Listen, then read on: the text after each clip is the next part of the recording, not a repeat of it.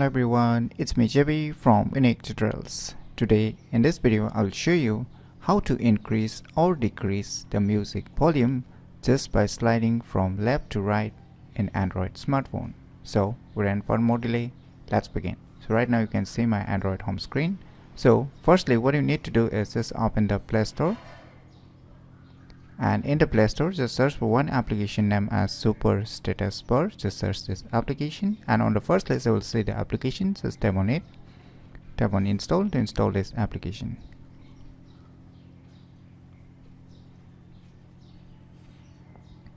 Once the installation is done, just tap on open. So it will ask you it will show you some instruction. You can either click on skip or you can just proceed by clicking on the right arrow. Once you're done, click on done, and now you will see this kind of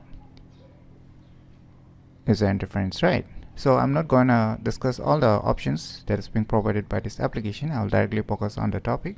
So you can see on the third option, that is the man slider. Just tap on it, and now by default the brightness has been selected as the main option. So now below you can see our media volume. Just tap and hold and just drag it up and set it as main option. Now once you are done, just move back, and now you can see our start button. Just tap on it. Now it will show you some instruction to enable some options, so just enable all the permissions. Move back, enable again the other permission. Just enable this option also. Click on allow. Now you can see here it's showing a stop button.